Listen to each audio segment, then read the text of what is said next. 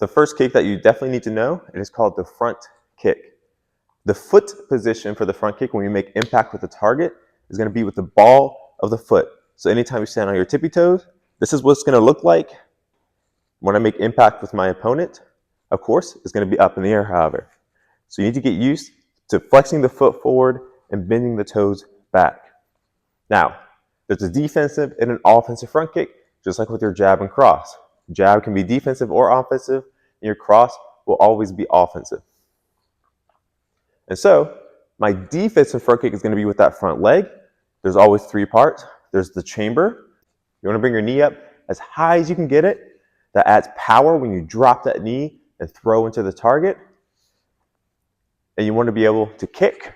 Notice as my foot position stays exactly the same. I'm keeping that foot nice and tense and flexed, so it's not soft on impact. It's nice and hard.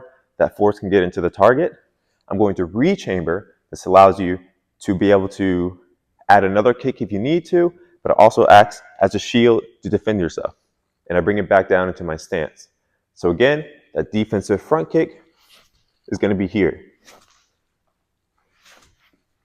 Now, there are different levels to the front kick. I'll show you from the side. Now, we talked about it being a defensive front kick. That's because anytime my opponent's coming in towards me, so imagine they're throwing the step and step, jab and cross, we're going to defend with that front kick. The targets are going to be here on the body, but of course they can also be the chin or the nose. And if you're out on the streets, it can be the groin or the knee. So my opponent's coming in towards me. I don't have to work that hard. I can just lift up my leg and kick.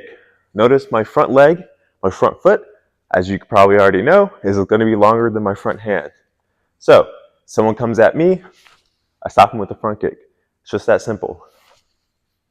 Now, again, to add power, it's all about that knee going up as high as you can. The higher you can get that knee, the more you'll be able to stand. Imagine trying to seize a castle. You need to break the castle doors. Remember, they always had those battering rams, right? That's exactly what your front kick needs to be.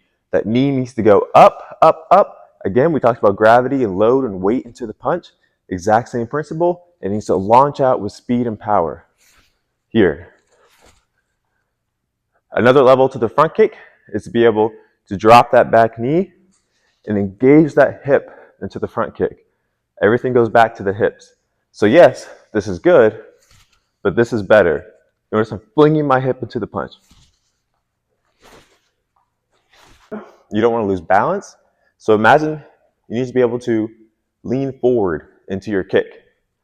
Don't lean back. So altogether, it needs to be here. Your head needs to come towards that knee. Now, the offensive front kick is the exact same thing, it's just off the back leg.